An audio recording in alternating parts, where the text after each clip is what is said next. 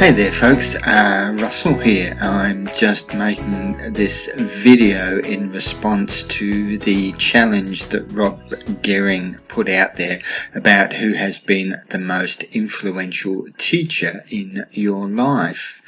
I have a couple, well I have a few actually.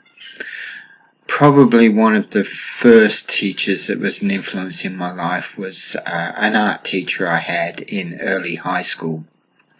I used to do a lot of drawing and a lot of painting, but we were doing some pottery one time. We were making coil pots. I think everybody's made a coil pot at some point, where you rub the clay into a big long coil and just coil it round. Simple.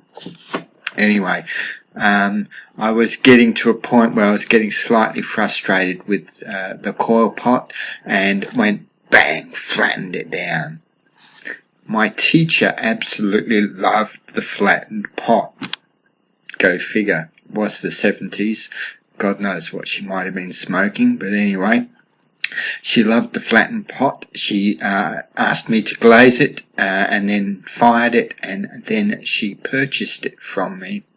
She gave me $25 for that piece of clay ball that I'd flattened.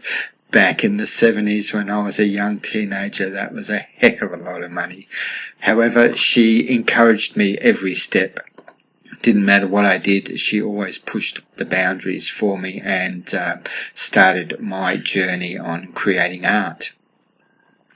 I also had a maths teacher, and that maths teacher would always, when you're working out calculations on paper and things, you remember paper and pens, way back, showing my age now.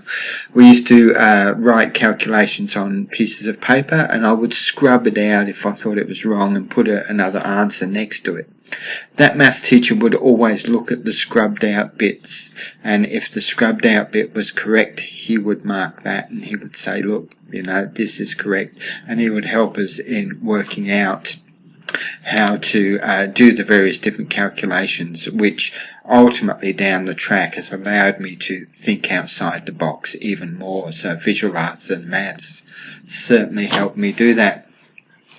I also, when I was at university, I had two lecturers there. I had a drawing teacher there that really encouraged my thinking outside the box and allowed me to continue on my way. I also had my post-grad lecturer or supervisor who encouraged me again every step of the way to think outside the box.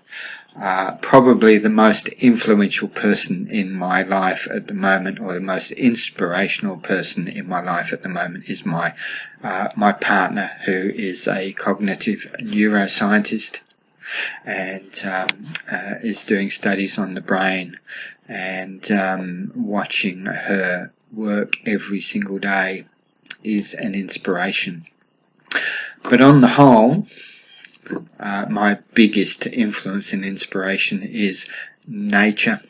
Being able to look out and look at trees growing and birds flying and flowers growing and smelling, and the beauty that it offers us every day just reminds us and makes us very humble as to our position amongst it all. So anyway, that's my influences for today. Thanks Rob for putting up the challenge.